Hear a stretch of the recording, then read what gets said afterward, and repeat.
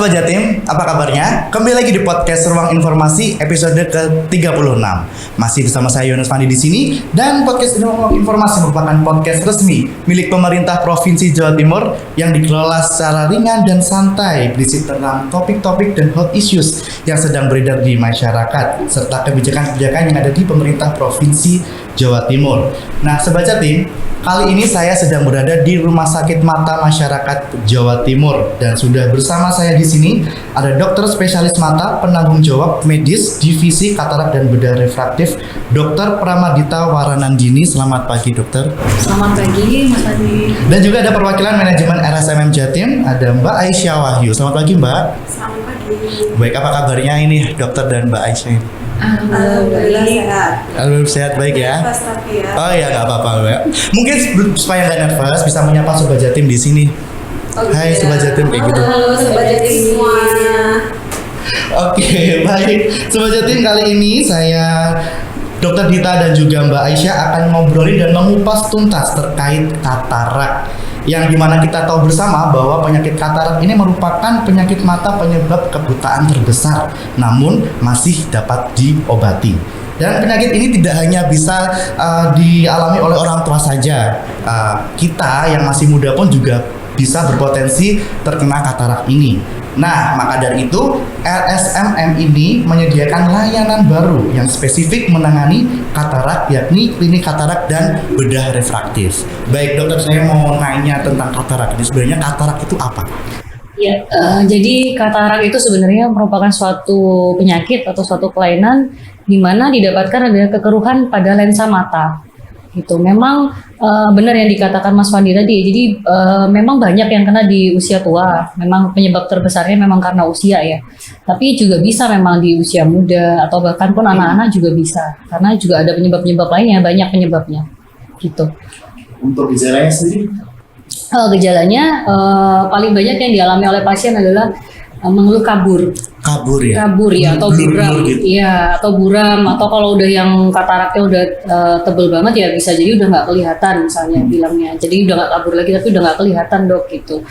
Terus juga bisa kalau yang udah tebel banget ya itu bisa kelihatan ada putih-putih di matanya. Yang paling kelihatan kalau ada putih-putihnya itu ya dok? Ya tapi itu biasanya terjadi kalau kataraknya udah cukup tebel ya, sudah matang ya, atau udah pokoknya udah signifikan terlihat gitu. Tapi kalau masih tahap awal atau masih belum terlalu tebel, biasanya keluhannya masih buram aja, kabur gitu. Oh, jadi misalnya masyarakat nih atau calon pasien yang misalnya mau berobat itu harus mengalami apa dulu dok? Kan biasanya kalau buram aja kan kita ke dokter mata kayak itu minus mas kayak gitu ya, pakai kacamata. Ya. Kalau kita mau pengobatan katarak itu harus bagaimana? Jadi kan kalau misalnya katarak, memang pasien belum tahu ya kalau katarak ya. Cuma biasanya keluhan pasien datang dengan keluhan mata kabur. Yaitu yang pertama mata kabur. Biasanya kaburnya kalau katarak lumayan waktunya itu nggak mendadak gitu ya. Jadi ada prosesnya biasanya. Bisa jadi lama ya, tergantung penyebabnya juga. Ada yang lebih cepat, misalnya kalau karena trauma itu juga lebih cepat. Trauma itu maksudnya kecelakaan atau jadi benturan. Nah itu biasanya lebih cepat. Cuma tetap itu memakan proses, bukan yang dalam hitungan jam, hitungan sebentar gitu, enggak. Jadi ada prosesnya. Nah biasanya pasien datang dengan keluhan kabur, bisa satu mata, bisa kedua mata gitu. Kemudian nanti kan ketika pasien datang kita akan tanya tentang keluhannya, mungkin sejak kapan, terus apakah ada penyakit yang lain, misalnya penyakit penyertanya. Kemudian kita akan periksa tajam penglihatannya dulu pertama. Nah dari situ kan kita akan tahu kecurigaan kita tuh ke arah katarak atau bukan, tajam penglihatannya bagaimana. Terus setelah itu ada pemeriksaannya juga. Kita periksa pakai alat namanya slit lamp. Slit lamp. Lampu celak. Jadi ini cara dokter untuk mendiagnosis ya. Iya, betul sekali. Bagaimana mungkin bisa dijelaskan? Ya, jadi begitu kita periksa pakai slit lamp, gitu, nanti akan terlihat kalau katarak itu kan tadi sesuai definisinya ya, pengertiannya kekeruhan pada lensa. Jadi nanti di lensanya akan terlihat ada suatu kekeruhan ya, entah biasanya harusnya bening ya, ini berubah warnanya jadi putih atau agak kecoklatan, agak kekuningan gitu. Dan biasanya kalau memang kita curiga katarak, nanti akan diikuti pemeriksaan lainnya. Jadi nanti harus ada pemeriksaan kita teteskan suatu obat untuk membesarkan manik matanya. Jadi biar gambaran kataraknya itu terlihat lebih jelas gitu. Jadi setelah pemeriksaan itu kita juga periksa saraf matanya, apakah ada kelainan yang lain. Jangan-jangan nggak kelihatannya bukan karena kataraknya, tapi karena ada sesuatu di saraf matanya, iya gitu. Jadi ada banyak pemeriksaannya. Iya, step by stepnya itu ya. Iya, betul sekali. Ketika pasien tersebut dokter udah terdiagnosa katarak, nah misalnya dia itu punya penyakit penyerta, misalnya ada diabetes, lalu ada hipertensi dan lain-lain, apakah itu aman untuk dioperasi? Ya, jadi memang kebanyakan ada sih yang datang dengan tidak ada penyakit penyerta itu ada, tapi memang banyak sekali penduduk Indonesia ini kan banyak ya yang kena diabetes ya. Iya. Jadi memang banyak yang datang dengan penyakit penyerta, diabetes, darah tinggi, atau hipertensi. Nah, bisa dioperasi asal diregulasi dulu, diterapi dulu untuk darah tinggi ataupun diabetesnya, dikontrol dulu ya. Jadi bisa operasi tapi gula darahnya harus normal dengan obat, atau ya nanti kita kalau perlu bahkan kita konsultasikan dengan dokter penyakit dalam misalnya. Jadi untuk operasi katarak itu kita juga bisa bekerja sama dengan dokter-dokter yang lain untuk mengobati yang penyakit penyertanya itu. Tapi tetap bisa ya? Bisa, insya Allah bisa dioperasi. Gitu. Untuk pasien sendiri, Mbak Dokter dan juga Mbak Aisyah, di Rumah Sakit Mata Masyarakat Jawa Timur ini bagaimana pasien katarak, khususnya katarak di sini itu? Dokter Dita atau saya? Kalau saya di Poli ya sangat banyak ya, sangat banyak sekali, hampir setiap hari, tiap hari malah mungkin ada. Banyaknya orang apa?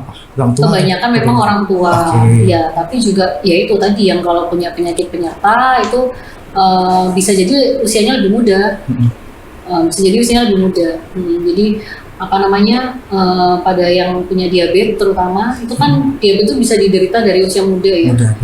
Makanya itu pentingnya. Sekarang ya dok. Iya betul, sekarang kayak remaja-remaja banyak yang manis-manis, terus makanan yang manis-manis juga banyak gitu. Nah itu jadi memang intinya kalau usia muda juga jangan meremehkan gitu. Kalau memang kabur belum tentu cuma kelainan kacamata misalnya, terus meremehkan. Nah, belum tentu cuma itu aja, bisa aja ternyata ada kataraknya. Untuk secara data di RSNM ini untuk saya tambahkan ya dok ya. Jadi kalau misalnya dari segi data Mas Fandi, pasien kita cukup banyak untuk yang para penderita katarak. Jadi kalau bisa dirata-rata untuk tahun 2024 ini, itu satu harinya kita bisa menangani 35-an pasien untuk yang terdiagnosa katarak. Sedangkan untuk operasinya sendiri dalam satu hari itu bisa 8-9 orang. Dalam sehari itu ya? Dalam sehari. Jadi sebenarnya penderita katarak di Jawa Timur ya atau di sini itu banyak ya sebenarnya dok? Banyak banget. Tapi kadang kan juga ada masyarakat yang takut untuk dioperasi dan lain-lain seperti itu kan ya dok ya? Iya. Jadi itu yang datang banyak, tapi yang mungkin ada kesulitan untuk yang mungkin takut atau mungkin dari segi biaya misalnya, atau mungkin tempatnya atau tempat terpencil misalnya agak jauh dari fasilitas kesehatan, itu juga masih banyak. Tapi sebenarnya apa terintegrasi dengan BPJS? Bisa. Kalau sekarang ditanggung Mas. Ya berarti mungkin masyarakat masih belum tahu ya bahwa sebenarnya pengobatan katarak itu semudah itu di sini. Difasilitasi asuransi atau BPJS kesehatan. Emangnya kalau selain operasi dok, ini kan ada yang beredar di sosial media nih, ada obat tetes untuk penyakit penyembuhan katarak. Ini banyak saya kemarin kan materi ini tuh saya kan lihat di TikTok kan, terus lama-lama FYP saya kok katarak semua ya. Terus ada yang promosi tetes mata. Apakah itu secara medis bisa mengobati atau bagaimana? Iya, jadi kalau sebenarnya katarak itu satu obatnya, ya operasi. Cuma memang kalau kataraknya masih tipis banget ya, itu masih bisa dibantu dengan kacamata gitu. Karena untuk operasi pun kan ada kriterianya gitu, nggak semua katarak tuh langsung dioperasi juga enggak gitu. Tapi alat bantunya adalah kacamata biasanya. Tapi kayaknya tetap ini ya dok ya, maksudnya kalau kataraknya tipis pun itu tetap harus terpantau gitu ya. Ya betul. Jadi ya tetap harus kontrol ya. Kebablasan gitu ya dok. Iya, karena kadang-kadang ya katarak tipis terus nggak kontrol, nanti datang lagi udah terlambat misalnya. Jadi itu tetap harus kontrol rutin untuk katarak, walaupun misalnya tipis sudah pakai kacamata ya tetap harus tetap kontrol rutin. Iya, berarti memang apa ya, jangan termakan iklan lah ya buat teman-teman kalau. Ya. Tapi memang itu, apalagi zaman sekarang ya dok ya, sosial media itu benar-benar jrengnya itu kayak apa sedikit viral dan itu kan cepat viral banget. Ya Mas Pandi, mungkin kalau boleh menambahkan tuh, karena penderita katarak kan rata-rata kan orang-orang yang usianya sudah tua. Nah kalau misalnya kita berada di masyarakat yang tidak semuanya kan well educated ya, jadi ada yang di masyarakat apalagi ibu-ibu, bapak-bapak yang udah tua tuh mungkin dengar-dengar dari saudaranya, dari ini pakai daun ini loh, atau pakai tanaman ini loh Bu, kan kayak gitu pernah ya. Nah yang kayak gitu juga yang ditakutkan juga ya dok ya. Takutnya dicoba-coba tapi ternyata malah apa ya, malah salah kelihatan. Iya betul. Ya karena juga itu tadi kurangnya edukasi bahwa katarak itu sembuhnya itu cuma bisa dioperasi sebenarnya. Betul sekali. Iya, mungkin ini dok, mungkin takut. Mereka itu mau datang ke rumah sakit mata waktu takut dioperasi, padahal gimana dok secara operasi itu sebenarnya semenakutkan itu atau bagaimana dok? Operasi kataraknya sendiri itu? Enggak, ya memang mungkin kadang masyarakat itu dengar kata-kata operasi itu udah kayak operasi kayak wah heboh gitu. Sesuatu yang besar gitu ya, sesuatu yang menakutkan gitu ya. Tapi sebenarnya kalau operasi katarak sendiri tuh sekarang kan udah canggih ya, jadi udah pakai mesin, teknologi udah canggih gitu. Jadi operasinya pun sebenarnya cukup cepat ya kalau dibandingkan dengan operasi yang lainnya. Katarak tuh cukup cepat. Jadi sebenarnya tidak semenakutkan itu gitu. Jadi ya itu yang perlu kita sampaikan kadang-kadang ke masyarakat. Kadang dengan kata operasi udah takut. Memang itu sehari-hari sih kita hadapi, memang pasiennya takut kadang-kadang. Padahal kalau diceritakan Bu, operasinya lo cuma sebentar. Ya kurang lebih 15 sampai 20 menit. Itu apa namanya? Nggak kerasa nanti ya. Dan itu pakai alat udah canggih, udah nggak yang mungkin kalau orang takut nanti pakai pisau bedah. Iya, pakai, maksudnya mungkin membayangkannya memang di matanya di matanya takutnya udah kebayang gitu. Harus operasi dan kayak air rebusan daun sirih atau yang lagi viral juga baca itu mitos. Itu cuma mitos benar, karena rebusan daun sirih itu kan intinya gini, jangan meneteskan sesuatu ke mata yang memang bukan obat mata gitu ya. Jadi itu daun sirih. Iya betul. Saya daun sirih buat mimisan itu biasanya. Kayak keluar itu karena ditetesin di atau buat mandi kali Mas. Kalau mandi kan dia sifatnya masih boleh ya.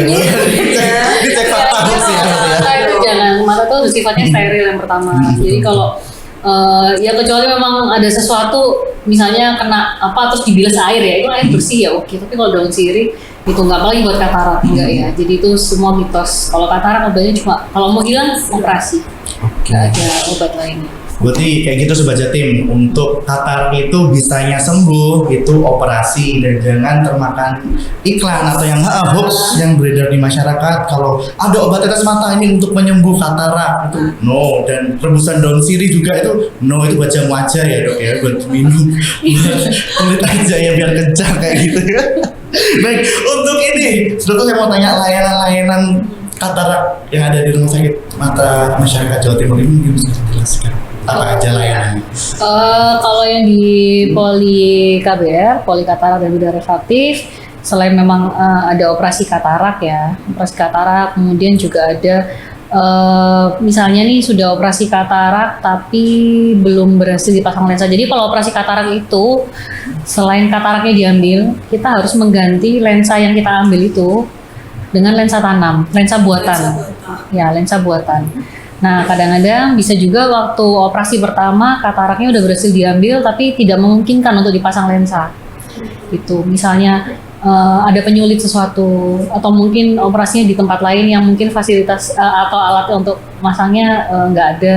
Ya, itu kita bisa ada namanya alat penjadwalan untuk operasi namanya secondary implant atau pemasangan lensa tanam itu tadi. Dan kita cukup banyak ya dok ya. Banyak, iya banyak. Operasi kataraknya mungkin di tempat lain Mas, tapi ternyata belum bisa dipasang, belum bisa dipasang ya, karena ada penyulit. Menyelesaikannya di RSUD. Ya, jadi kalau prosedur operasi katarak yang seutuhnya maksudnya yang normalnya lancar tidak ada penyulit itu adalah yaitu tadi operasi katarak mengambil lensa yang keruh itu tadi diganti dengan lensa tanam. Itu satu prosedur kesatuan ya. Sampai selesai. Ya. Harusnya satu one step ini ya. Iya, betul sekali. Sebenarnya Dok, kalau untuk katarak sendiri itu tadi bisa terjadi di siapa saja ya berarti? Nggak hanya orang tua. Iya. Betul, karena itu tadi penyebabnya memang paling banyak karena usia. Kalau usia memang ya orang tua ya. Tapi bisa juga karena ada juga yang bawaan tuh maksudnya gini, waktu hamil ibunya mungkin kena infeksi suatu virus misalnya, virus tertentu, jadi waktu lahir anaknya udah ada kataraknya dari sejak lahir gitu. Jadi itu bayi atau anak-anak biasanya munculnya. Atau pada usia muda bisa juga karena itu tadi punya diabetes atau mengkonsumsi obat-obatan jangka panjang, misalnya steroid yang paling sering. Misalnya dari kecil punya asma, terus dia pakai steroid sampai dewasa, nah itu bisa jadi berpotensi gitu. Jadi mungkin masih muda tapi sudah terbentuk katarak juga bisa. Atau ada riwayat trauma misalnya, kecelakaan atau terbentur matanya, itu juga bisa terbentuk katarak lebih awal. Jadi nggak menunggu usia tua. Kalau gitu. Kalau tadi kan diturunkannya dari ibu ke anak ya. Kalau misalnya kita yang kena katarak di usia muda itu ada riwayat nanti diturunkan ke anak atau enggak? Tergantung penyebabnya. Kalau penyebabnya yang karena virus itu tadi memang bisa diturunkan. Tapi kalau misalnya penyebabnya karena obat-obatan, karena trauma, itu ya enggak. Itu terjadi saat itu aja. Misalnya ibu bapaknya yang sudah sembuh kan katarak. Iya. Ada yang mikir, nanti aku katarak juga nggak ya, kayak gitu. Berarti ya, tergantung. Ya itu semua tergantung karena maksudnya katarak itu kan itu tadi berbagai faktor ya.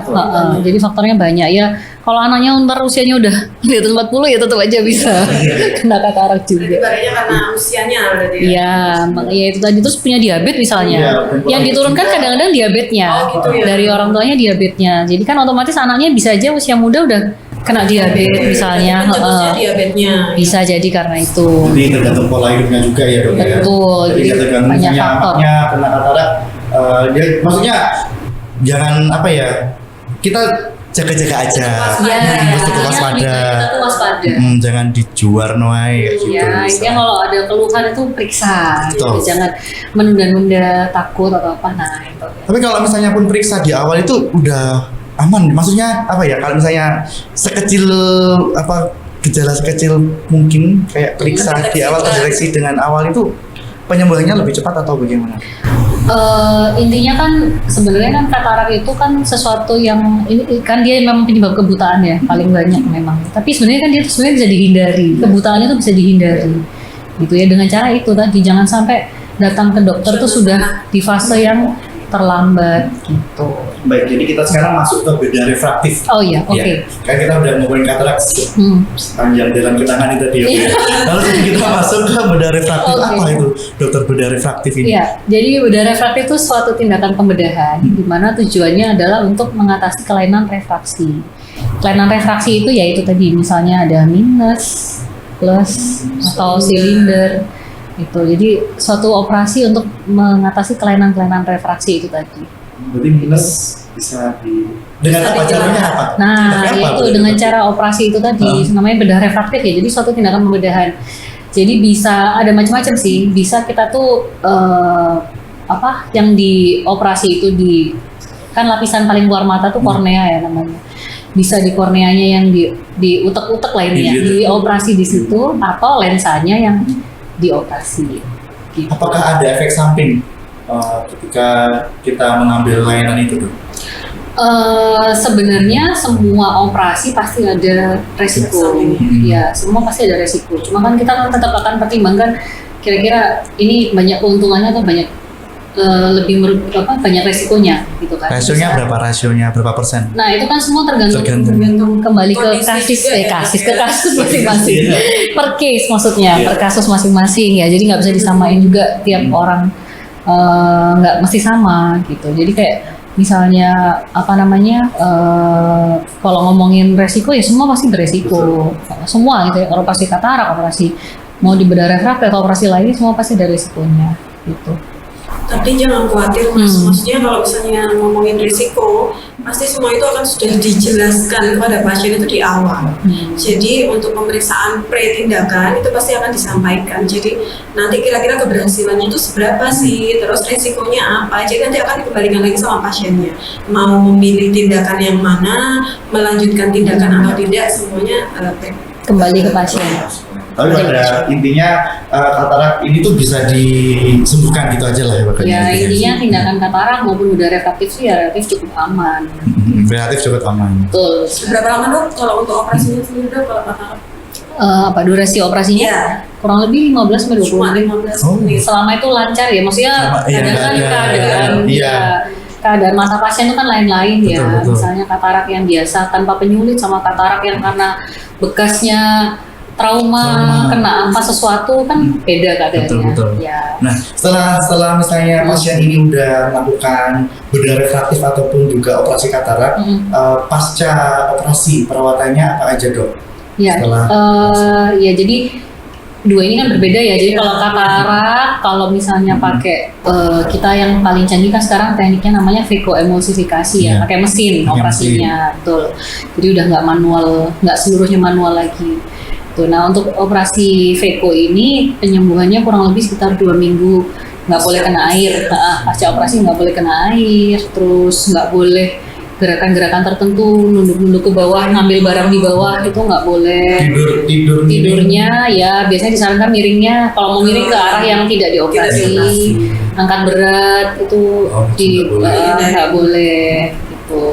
Nah kalau yang lasik atau bedah refraktif itu juga tergantung mana yang dipilih, kan ada macam-macam nih. Tadi belum ngomongin macamnya ya. Iya. Jadi kalau yang jadi kalau yang apa namanya bedah refraktif yang tadi saya bilang operasi di kornea itu di RSMM sendiri udah ada beberapa macam ya. Jadi yang paling canggih, bukan paling canggih, maksudnya paling kecil irisannya, paling minimal irisannya itu namanya Relax Smile.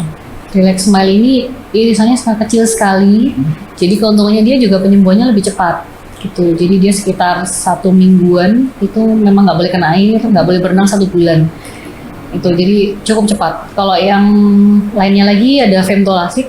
Femtolasik itu juga cukup populer ya, di mana-mana udah banyak juga, di RSMM juga banyak minatnya ya untuk Relax Smile sama femtolasik ini.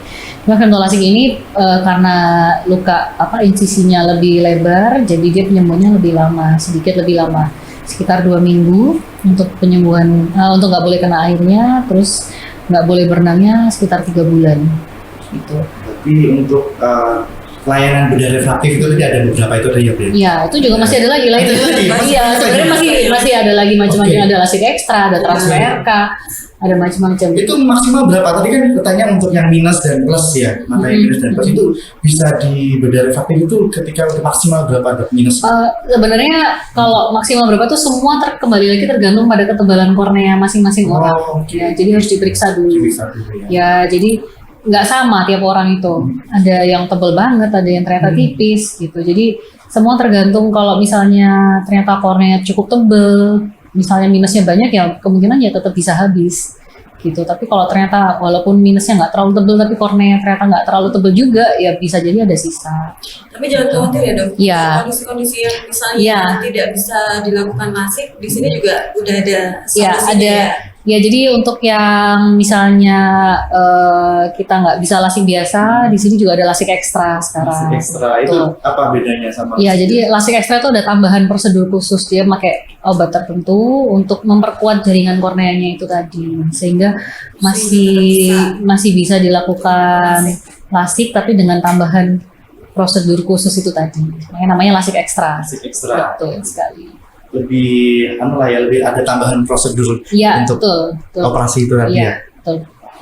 Lalu ini kita kan udah ngomongin tentang tadi yang pertama katarak, lalu bedah refraktif dan banyak sekali layanan-layanannya.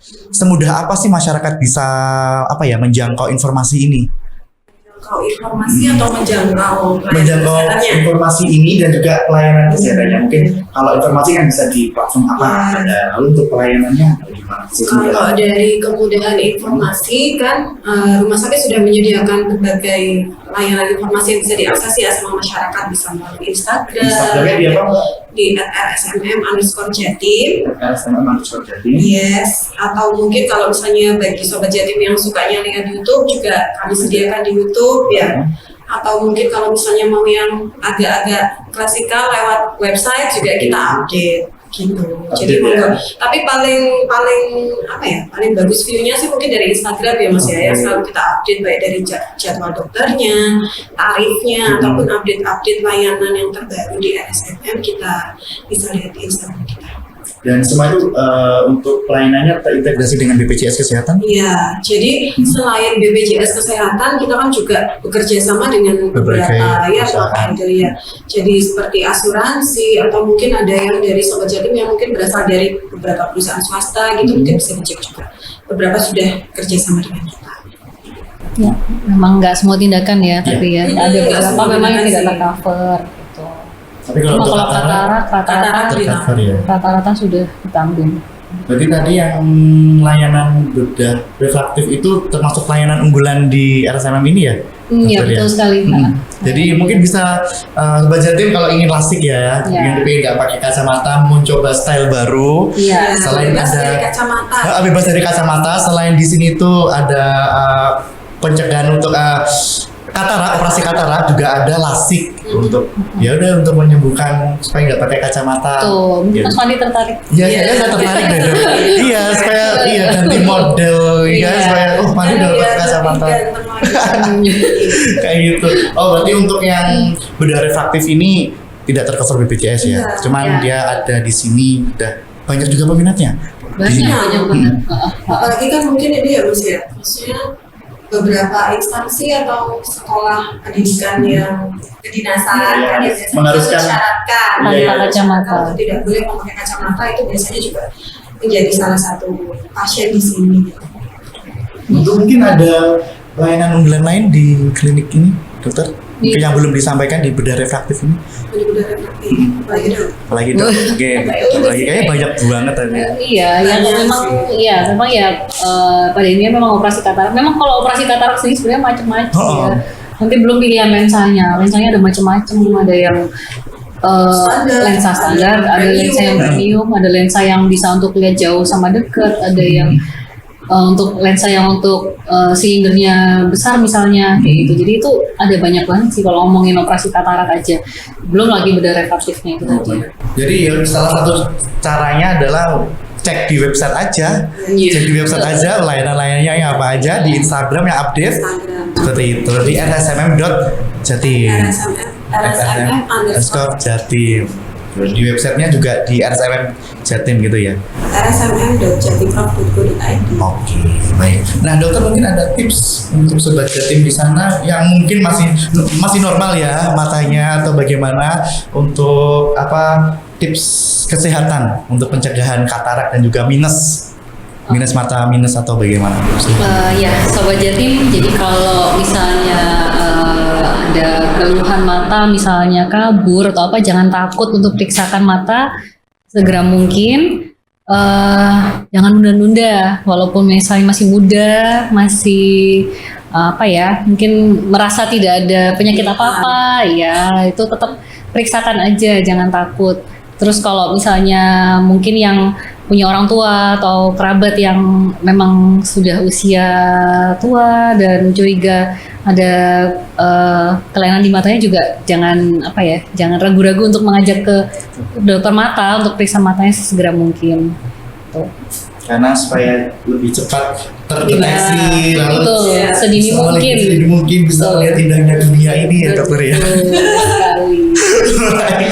Baik dokter, terima kasih Mbak, terima kasih atas waktunya. Mungkin sebelum saya tutup podcast ini, saya ingin dokter dan Mbak memberikan closing statement ke Sobat Jatim di sana. Kami RSMM Jawa Timur merupakan satu-satunya rumah sakit khusus mata milik Pemprov Jatim yang berusaha untuk menyediakan semua kebutuhan pelayanan mata bagi masyarakat. Jadi monggo dicek aja Terus kalau yang butuh pelayanan lasik mungkin bisa dicek ya di Instagram kita secara lengkap. Jadi kita nggak kalah kok dengan klinik-klinik swasta ya dok ya, atau rumah sakit swasta yang lainnya gitu. Jadi kalau misalnya kan tadi disampaikan lasik itu banyak ya jenisnya. Jadi kalau misalnya mau membandingkan itu silakan dibandingkan mulai dari tekniknya sampai dengan harganya.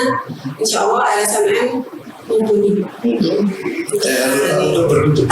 Oh iya, Untuk berkunjung. Jangan lupa berkunjung ke RSMM. Jawa Timur, rumah sakit masyarakat, rumah sakit mana masyarakat Jawa Timur. Yang ada di mana ini di kota Surabaya, tepatnya di Jalan. Jalan Ketintang Galuh Selatan 1 nomor 1 Surabaya. Itu dia. Jangan ragu-ragu coba jadi untuk datang ke sini untuk cek matanya dan lain-lain. Lebih cepat lebih baik seperti itu. Baik. Terima kasih sebanyak tim atas waktunya. Terima kasih dokter, terima kasih Mbak atas waktunya. Saya sangat mendapatkan insight yang banyak sekali terkait pengobatan katarak, juga terkait layanan-layanan unggulan yang ada di RSMM ini, dan mungkin juga Sobat Jatim di sana juga mendapatkan insight yang sama seperti yang saya dapatkan di sini. Nah, oke Sobat Jatim, terima kasih atas waktunya, dan jika Sobat Jatim mendapat ada saran, ide atau apapun bisa langsung tulis di kolom komentar. Dan pada akhir kata saya, dokter dan juga Mbak mengucapkan terima kasih dan sampai jumpa. Sampai jumpa.